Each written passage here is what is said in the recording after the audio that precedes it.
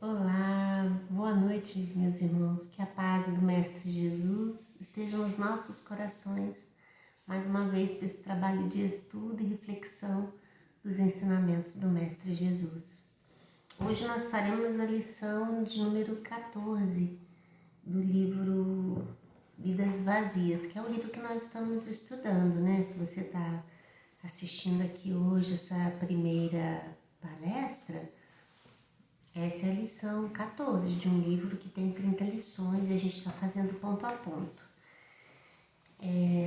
Joana de Ângeles, na lição anterior, né, meus irmãos, a lição de número 13, ela trata do assunto, deixa eu retomar aqui o título para nós, ingratidão. E nessa lição, Joana de Ângeles vai dizer da dificuldade que nós temos de sermos gratos a Deus por tudo que a gente recebe na vida, pelas dádivas, dificuldade que a gente tem de reconhecer isso. Nós comentávamos no dia do estudo que Joana de Ângeles tem uma obra da série psicológica intitulada Psicologia da Gratidão. E nessa obra, Joana de Ângeles desconstrói muito esse conceito que nós temos de gratidão, de que a gratidão é sempre um agradecimento, um reconhecimento de uma dádiva recebida. Ou seja, coloca esse sentimento de compreensão da vida, de entendimento das coisas, muito atrelado ao receber alguma coisa em troca. E nesse livro, Joana desconstrói isso, colocando pra gente que o sentimento de gratidão, ele está para nós na razão da nossa evolução espiritual. E para que tivéssemos uma compreensão devida do que seria a manifestação da gratidão em nossa vida, Joana sinaliza para a gente o capítulo do Evangelho que fala sobre o homem de bem. Quando a gente se atém para isso, nós entendemos que é muito mais amplo esse processo, né? De mudança de comportamento, de mudança de hábitos, de melhoramento das nossas intenções, da nossa proposta de vida.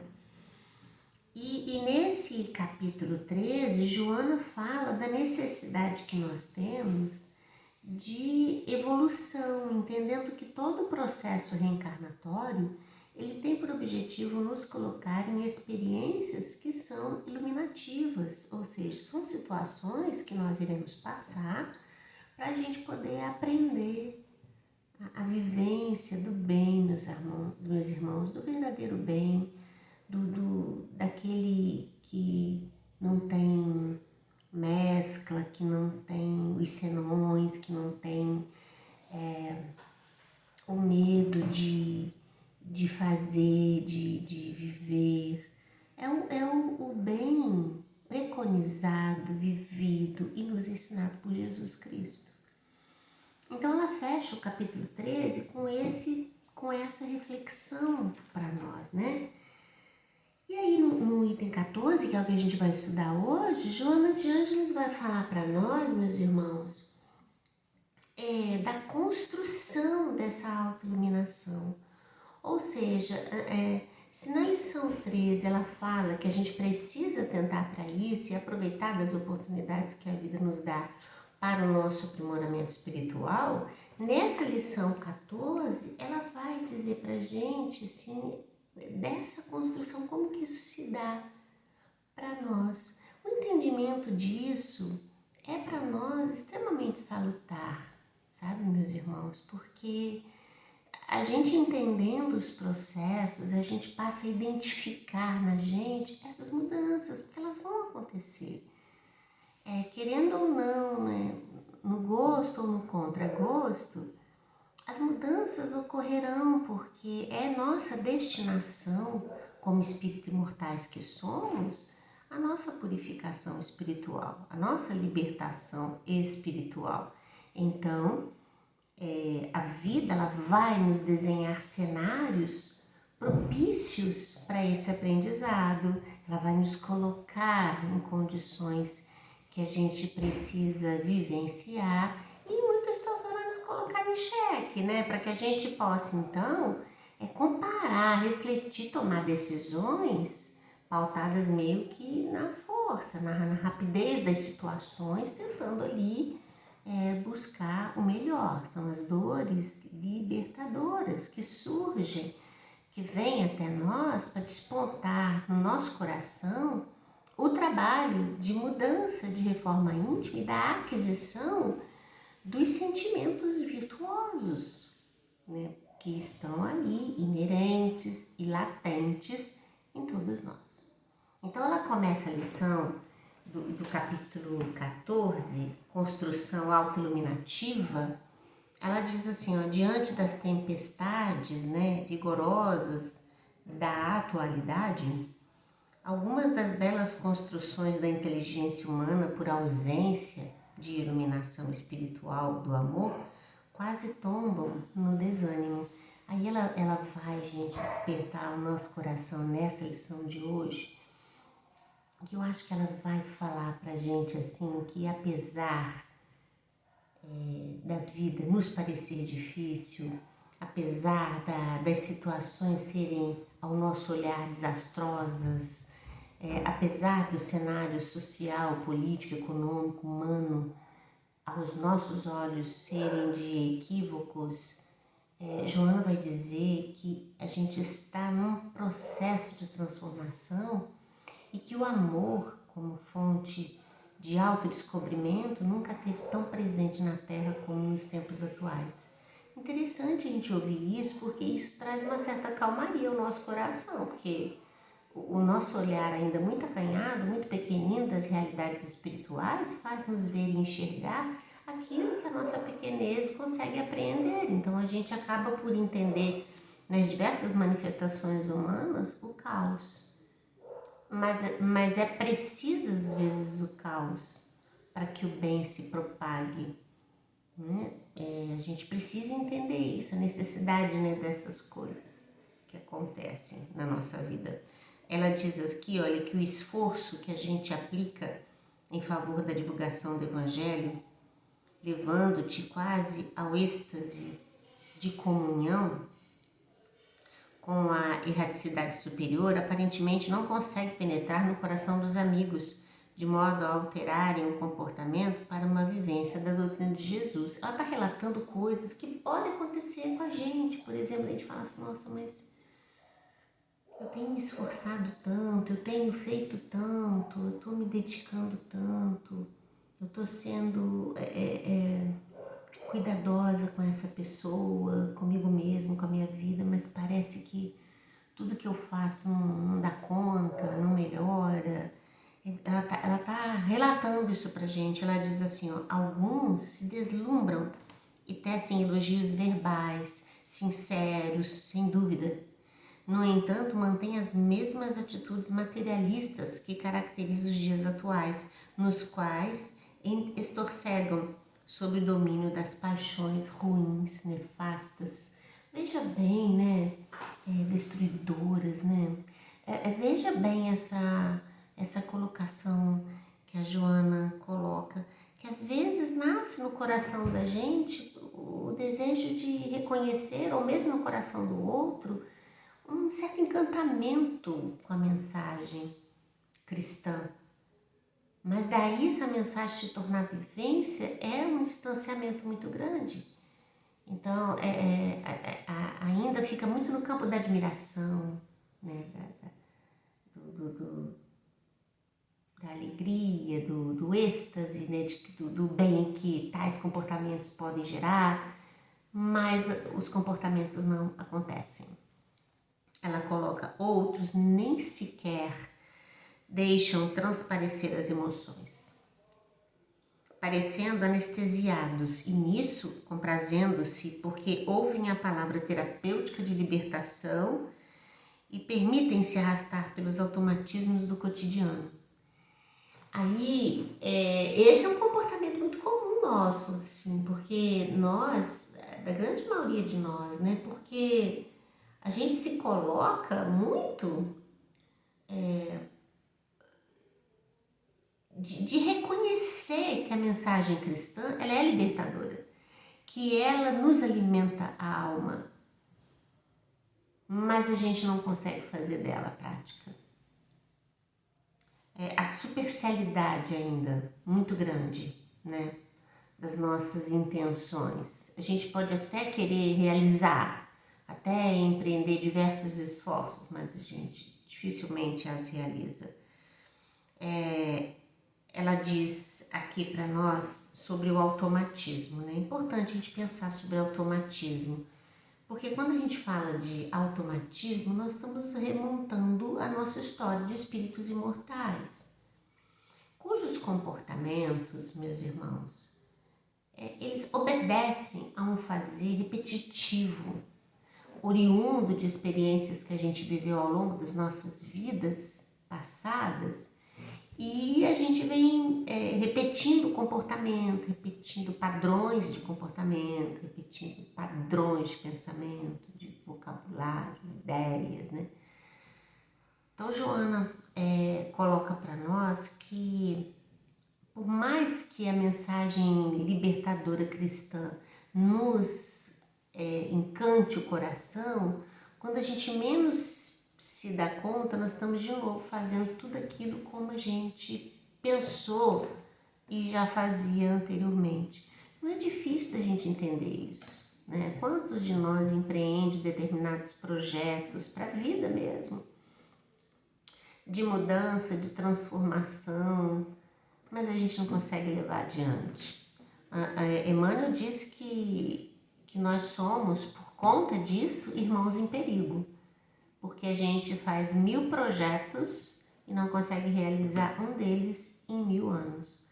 Olha que interessante essa advertência de Emmanuel para nós, e a gente precisa atentar para essa necessidade que a gente tem hoje de buscar o nosso equilíbrio, a nossa melhoria. Identificar os comportamentos repetitivos é um ponto importante para nós, porque a gente acaba por perceber a necessidade que a gente tem de mudar certos padrões de conduta, né?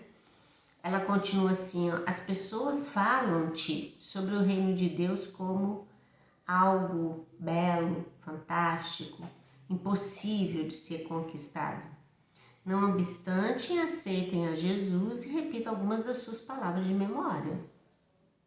Porque o reino de Deus está em nós. A lei divina está em nossa consciência. A instituição do reino de Deus é algo íntimo. E Jesus é para nós nosso guia e modelo.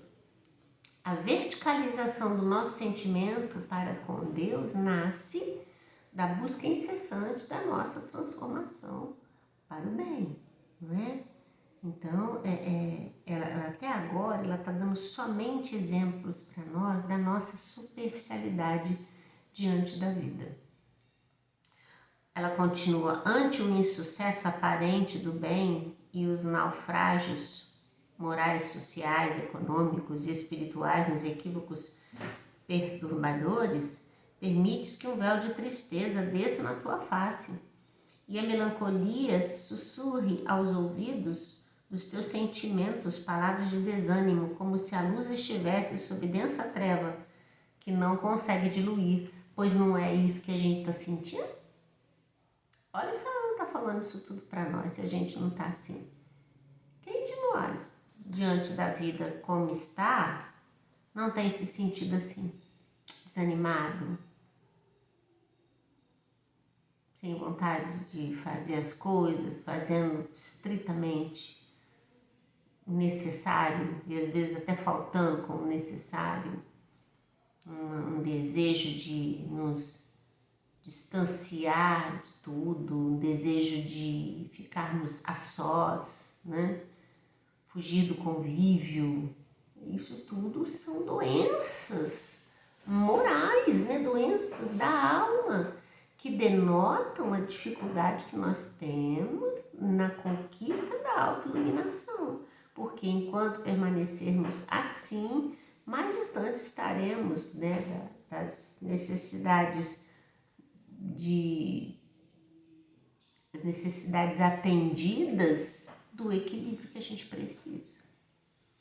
Aí ela fala: não te preocupes com as ocorrências menos felizes que refletem os periódicos e os veículos da comunicação de massa. É o que a gente vê aí, né? Que a gente tá vendo pela televisão, pela internet, né? Pelas redes sociais, né?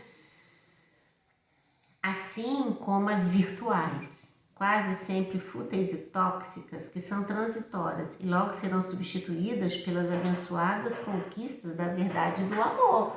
Olha, já pensou a gente abrir um canal digital, coisas boas lá pra gente? E olha que tem, né? A gente precisa buscar, sabe, meus irmãos? Tem muito canal de palestra espírita, coisa boa sendo publicada, divulgada.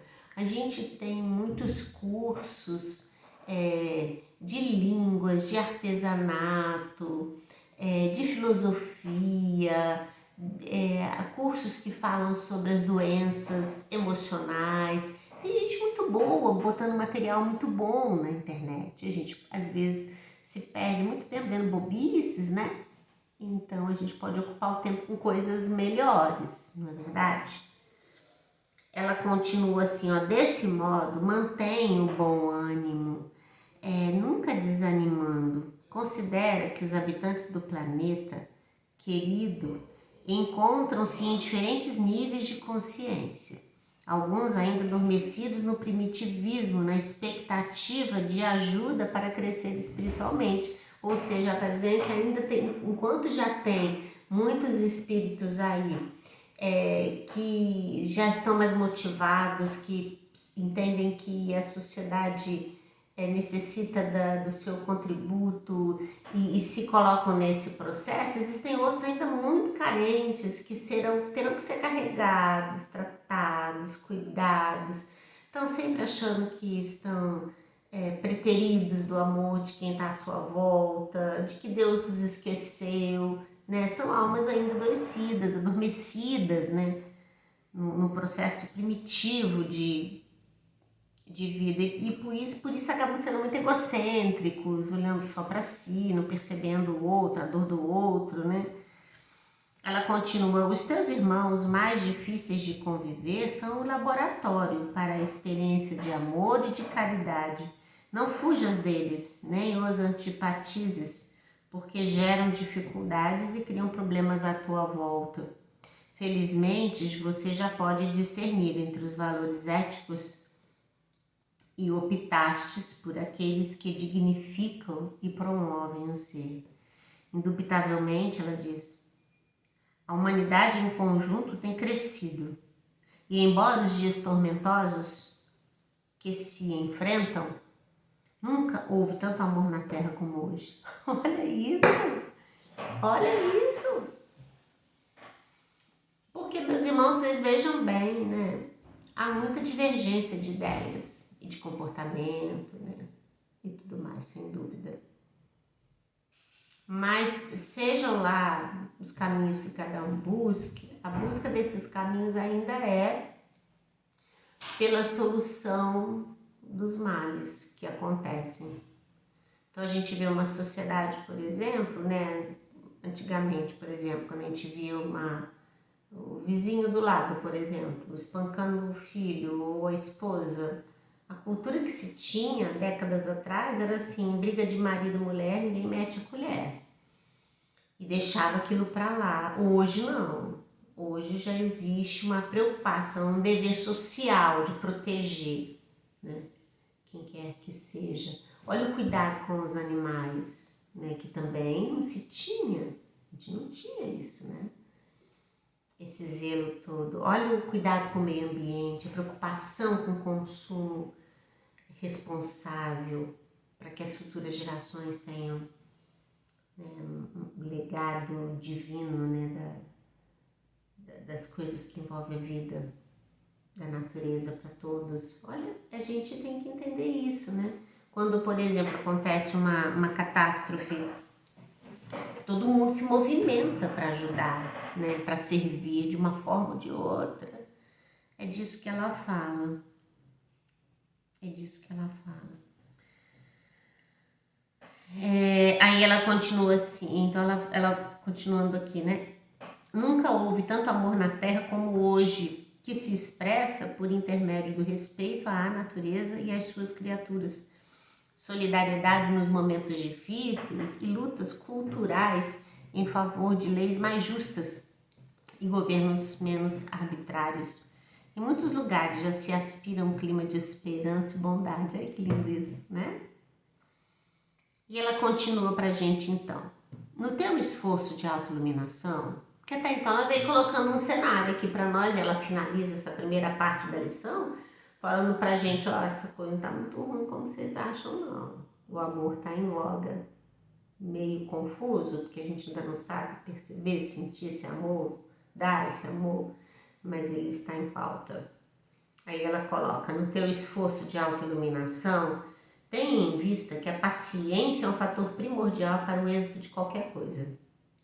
Os triunfadores sempre enfrentaram dificuldades que somente eles sabem. Não é fácil viver-se os ideais de grandeza moral, tendo em vista a transformação da sociedade para melhor. A velha geração, acostumada a esmagar, subtrair, mentir, impor falsas filosofias de justiça e de prazer, luta com tenacidade contra a nova que anela pela libertação e lentamente são substituídas por mais se utilizem da força da crueldade, porque isso já incomoda, a gente já não aceita isso com tanta facilidade, né? O respeito à diversidade, o respeito à escolha sexual de cada um. Olha quanto que a gente não tinha, né? Isso é agregar valor moral, de respeito ao outro, cada um trilhando suas dificuldades, cada um trilhando suas lutas, cada um no processo de transformação que é necessário. E tudo bem, porque é isso mesmo, né? Quantas encarnações nós iremos viver num processo de mudança, de transformação de nós próprios, né? E é preciso nos reconhecer nesse processo de mudança que é necessário. O Senhor da vida acompanha as marchas de todas as criaturas e inspira os seus representantes, deles cuidando com afeto e constância. No exercício da paciência, faz-se imprescindível o autocontrole, que demonstra a eficácia da ciência e da paz. Lembra que a gente falou em outras lições aí atrás sobre o autocontrole, que a gente tem que ter no processo de transformação, como Joana chamou nessa lição de autoiluminação, a gente tem dois caminhos. Primeiro, da contenção, porque a gente precisa conter os atos que a gente já identifica que são perniciosos. Então, a gente precisa lutar para não realizar-los mais, né? Mas somente a contenção, ela não faz força frente à dificuldade que a gente tem de manter um bom hábito. Então, ela coloca para nós que a necessidade de autoiluminação parte da contenção, mas também da prática do bem, ou seja, quanto mais trabalharmos no bem, mais estaremos fortalecidos para enfrentar as dificuldades que nos chegam. Então, em todo o processo de mudança, a gente precisa oração e vigilância e trabalho no bem, não é? Ela diz aqui, ó, ela cita Nelson Mandela, né, falando ainda de paciência. Se examinarmos a paciência de Nelson Mandela, que esteve preso por 27 anos num total de 10.000 dias, ao ser libertado, livrou da opressão o seu povo, o seu país. Ela diz então, persevera naquilo que você crê. Olha o exemplo que ela está dando ali de Nelson Mandela, 27 anos que ele ficou preso, não pôde fazer nada, mas quando saiu, continuou a sua luta, porque sabia o que queria, sabia o que era importante, onde queria chegar. persevera naquilo que crês, ou seja, naquilo que a gente acredita, pois sabes que o amor é a única solução para todas as dificuldades humanas. O amor. O que não conseguires hoje, lograrás amanhã, se souberes permanecer firme e sem desalento. A resposta de toda sementeira nem sempre corresponde ao que espera o semeador. Olha, isso é verdade. Outro dia estava vendo Globo Rural, estava falando disso, né? Ele tinha plantado lá para fazer determinada colheita e ele tinha expectativa de ao final de determinado tempo ele poder colher a safra vigorosa, forte e tal. Mas isso é o que ele espera, mas nem sempre isso acontece. E eles sabem disso, né? Que às vezes as situações climáticas não permitem que aconteça do jeito que esperava. Então é isso que ela está colocando aqui para a gente pensar, que a resposta de toda sementeira nem sempre corresponde ao que espera o semeador. Nada obstante, ou seja, entretanto, um grão que germina e atinge um objetivo produz muito mais do que todos que foram utilizados e nem sequer sobreviveram. Aí ela lembra pra gente a parábola do semeador, das sementes que caíram, cada qual num lugar, e faltou sustentação, faltou equilíbrio, faltou tempo certo, até que cai na terra produtiva e brota o cêntuplo por um. Olha que lindo isso, né? Então ela diz assim pra gente: renasceste na Terra para contribuir em favor da era nova que está por surgir. O planeta está caminhando por um processo de transformação. No divino calendário não existe pressa. Desculpa, meus irmãos, espirrei. No divino calendário não existe pressa, mas o ritmo das leis de equilíbrio para que cada acontecimento suceda acontece lá num instante próprio. Assim, também ocorre com um programa de amor para os habitantes da Terra, para nós, tá, gente? Aqueles que hoje recalcitram, mais tarde retornam pela trilha da afetividade, que é de sabor imortalista. Não te atormentes, pois cuida do teu aprimoramento interior, compreendendo o teu irmão de jornada e ajudando-o o quanto possas, sem desfalecimento. Com paciência, né? Que ela está colocando aqui para nós. Tenhamos paciência. Paciência de quem sabe esperar pacificamente que as coisas aconteçam no seu tempo certo. Se agora sofres incompreensão e desafios, não interrompas essa marcha, porque esses são sinais de êxito no teu empreendimento de autoiluminação. Jesus, que nos ama desde o princípio dos tempos, apesar da nossa tremenda ingratidão, ainda não desistiu de nós. Permanece contribuindo para que o ser que somos aos seus cuidados, ou seja, aos cuidados de Deus, cresça sempre para alcançarmos a plenitude. Muito bonita a lição, reformula dentro de nós o pensamento de mudança, de transformação, mas acima de tudo eu acho que nos enche de esperança, de confiança, de que as coisas não estão tão ruins quanto a gente imagina. Que muito já se progrediu, muito já se melhorou, muita coisa boa está acontecendo e a gente precisa empreender mais em nosso benefício, em benefício dos que estão à nossa volta. Afinal de contas, os próximos, mais próximos de nós, são os da nossa família. Queridos irmãos, que Deus os abençoe e até semana que vem. Muita paz em seus corações, que a semana seja linda, de bastante reflexão, de bastante trabalho, que possamos aproveitar as oportunidades do trabalho no bem, nesse sentimento de gratidão de quem nasce para servir e não para ser servido. Muita paz, até semana que vem.